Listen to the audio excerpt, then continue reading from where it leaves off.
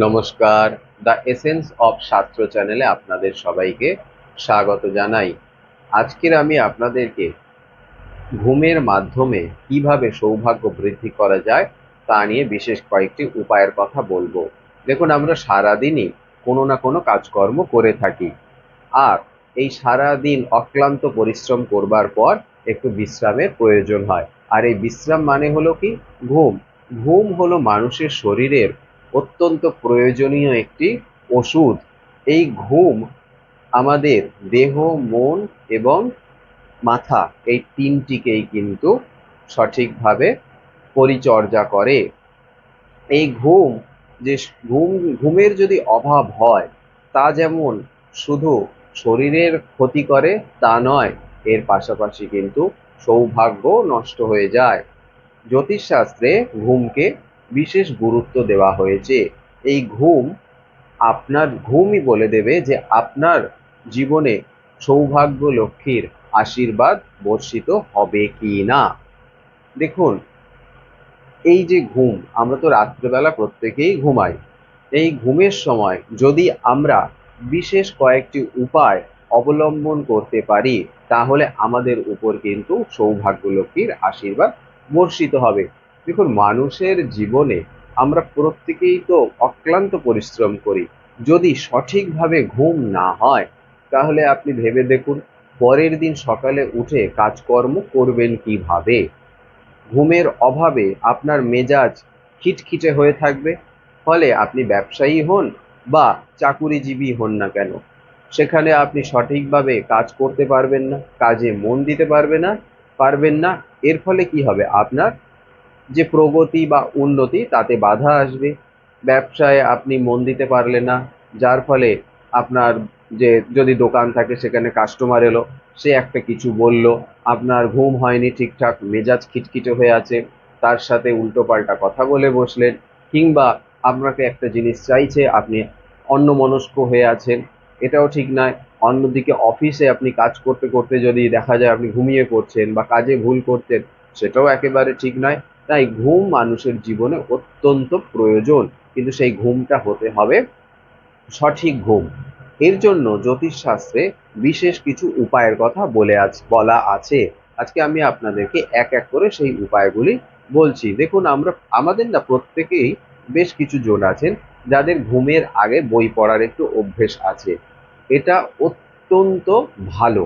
এর ফলে আমাদের যে সারা দিনের যে মাথার মধ্যে জমে থাকা বিভিন্ন রকম কাজকর্মের যে চাপ, সেটা থেকে কিন্তু আমরা মুক্ত হতে পারি। অনেকেই আছেন বই পড়েন, কিন্তু সেই বইগুলো একটু অন্যরকম। কেউ ভূতের বই পড়ছেন, কেউ গোয়েন্দা গ্রন্থগুলো পড়ছেন। এগুলো করবেন না, এর ফলে কিন্তু মাথায় চাপ আসে। এমন বই পড়ুন যে বইগুলি পড়লে আপনার মাথা চাপ মুক্ত থাকে। সেটা আপনি কোনো ভালো গল্পের বই হতে পারে, আধ্যাত্মিক গ্রন্থ হতে পারে, বা কোনো মহাপুরুষের জীবনী পাঠ করতে পারেন।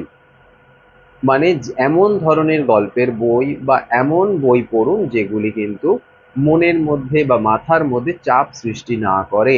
আপনি সেই সারাদিনের চাপ নিয়ে এসে আবার এই যে এই ধরনের যদি বই পড়েন, তাহলে তো সেই চাপটা আপনার মাথার মধ্যে থেকেই গেল।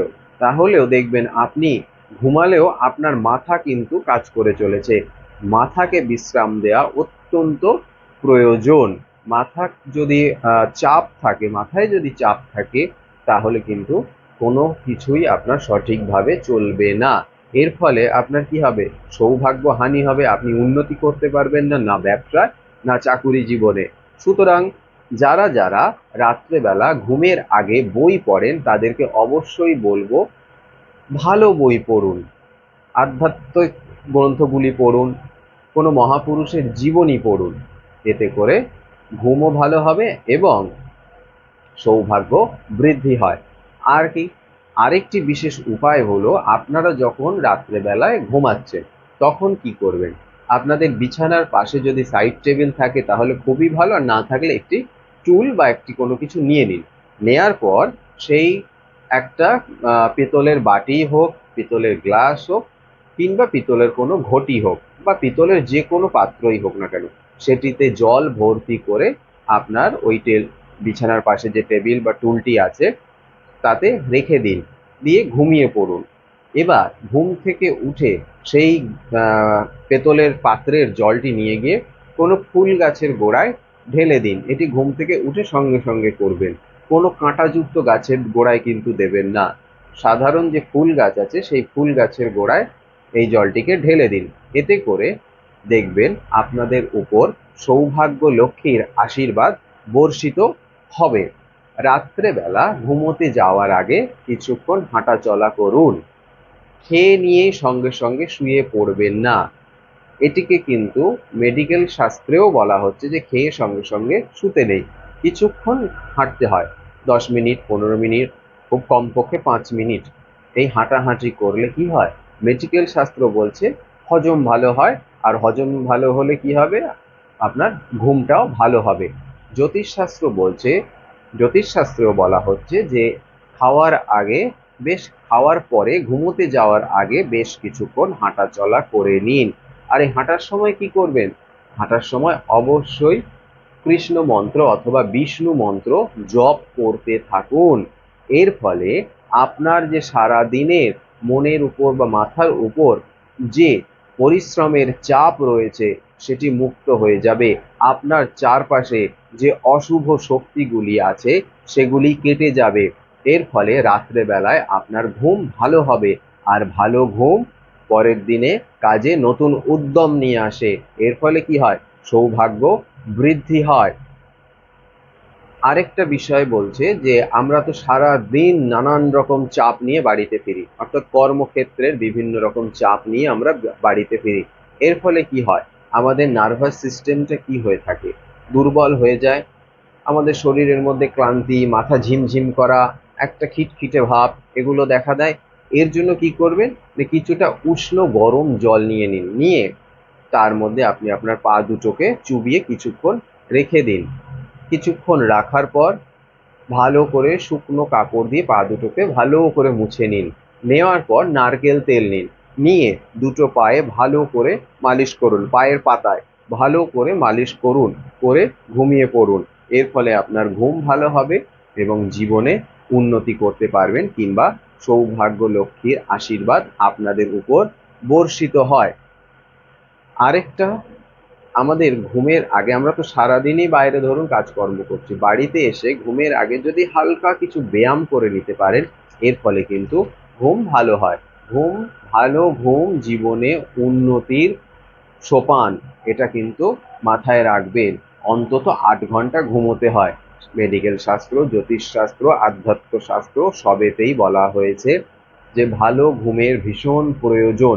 বর্তমান যুগে তো অবশ্যই প্রয়োজন, কারণ আজকের যুগ হচ্ছে কর্মব্যস্ততার যুগ। কেউ 1 মিনিটও বসে থাকে না। কেউ যদি 1 মিনিটও বসে থাকে সেও সারাদিন ফোন নিয়েই বসে থাকে। অর্থাৎ মাথার উপর চাপ আমরা নিজেরাই দিয়ে চলেছি। আরেকটা কি করবেন, শরীর এবং মন দুটি তরতাজা থাকে এই ঘুমের প্রভাবে। তাই আর কি করবেন না, রাতে সবসময় হালকা খাবার খাবেন। রাতে খুব রিচ খাবার কিন্তু একেবারেই খাবেন না, খুব হালকা খাবার খান, সঠিকভাবে জল খান। ঘুমানোর আগে টিভি দেখাটা বন্ধ করুন। অনেকেই আছে টিভি চালিয়ে টিভি দেখতে দেখতে ঘুমিয়ে পড়ে। আপনার ব্রেন কিন্তু ওতে ঘুমোয় না, আপনার শরীরটা ক্লান্তির ফলে ঝিমিয়ে পড়ে, ব্রেনটা কখনোই ঘুমোয় না। ব্রেনের মধ্যে কিন্তু ওগুলো চলতেই থাকে। এই জিনিসটা কিন্তু একেবারেই করবেন না।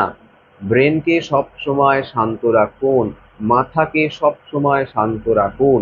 মাথাকে যত চাপ মুক্ত রাখবেন, পরের দিনের কাজকর্মের উদ্যম তত বৃদ্ধি পাবে।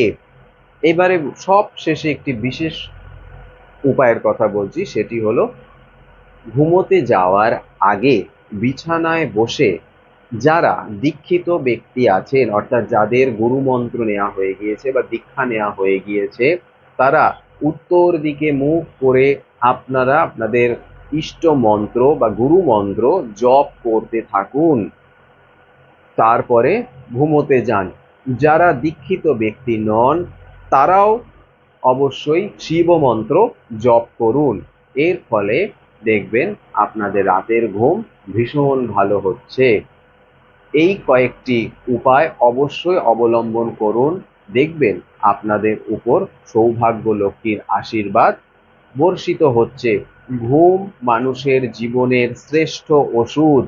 যদি আপনি সঠিক পরিমাণে ঘুম এবং সঠিক পরিমাণে আহার করতে পারেন, অর্থাৎ যে খাবারটি আপনি খাচ্ছেন সেটি যেন কুখাদ্য না হয়, জাঙ্ক ফুড, অ্যালকোহল, এই যে ধরনের খাবার দাবারগুলো খেয়ে থাকি এগুলো নয়। যে খাবারগুলো খেলে শরীরের প্রোটিন বৃদ্ধি পাবে, আপনার মন শান্ত থাকবে, এই ধরনের খাবার খাবেন এতে, এবং সঠিক পরিমাণে ঘুমোবেন। বর্তমানে আমরা প্রত্যেকেই ফোনের উপর নির্ভরশীল হয়ে পড়েছি। এতটুকুও যদি সময় পাই তাহলে আমরা ফোনের মধ্যেই থাকি, ঠিক আছে, কিন্তু সেটা ঘুমের আগে কখনোই নয়। টিভি দেখা, রাত জেগে ফোন ঘাঁটা, এগুলো বন্ধ করতে হবে। ঘুমটা বিশেষ প্রয়োজন, মেডিকেল শাস্ত্রে বলুন কিংবা জ্যোতিষশাস্ত্রে বলুন। দেখুন, জ্যোতিষশাস্ত্র বিজ্ঞানের বাইরে তো একেবারেই নয়, এটিও একটি বিজ্ঞান। বিজ্ঞানটাকে জ্যোতির্বিদ বা প্রাচীন মুনি ঋষিরা বিজ্ঞানটাকেই ধর্মের মোড়কে মানুষের সামনে পরিবেশন করেছে মাত্র। কোনোটি বিজ্ঞানের বাইরে নয়, কোনোটি যুক্তির বাইরে নয়। প্রত্যেকটি জিনিসই গ্রহণযোগ্য এবং যুক্তিসম্মত। সুতরাং সঠিক পরিমাণে ঘুমান, এই ঘুমই আপনাদের সৌভাগ্য বৃদ্ধি করবে। ঘুম মানে আপনি রাত 3টে সময় ঘুমোলেন আর পরের দিন সকাল 12টায় উঠলেন, এই ঘুম একেবারেই নয়। তাড়াতাড়ি খাবার খেয়ে নিয়ে তাড়াতাড়ি ঘুমোনো এবং ভোরবেলা উঠে পড়া, অন্তত সূর্য ওঠার আগে উঠে পড়তে হবে। খুব কম করে হলেও 6টার মধ্যে উঠে পড়ুন, 11টার মধ্যে শুয়ে পড়ুন, 6টার মধ্যে উঠে পড়ুন। উঠে দেখুন আপনাদের কাজকর্মে উদ্যম আসবে, মনটা দেখবেন ভীষণ শান্ত থাকবে, মাথায় কোনো চাপ রাখবেন না, দেখবেন আপনাদের কাজকর্মে গতি আসবে। গতিশীলতাই উন্নতির কিন্তু সোপান, এটা মনে রাখবেন। আজকে এই পর্যন্তই। ভিডিওটি ভালো লাগলে চ্যানেলটিকে সাবস্ক্রাইব করবেন এবং ভিডিওগুলিকে শেয়ার করবেন। নমস্কার।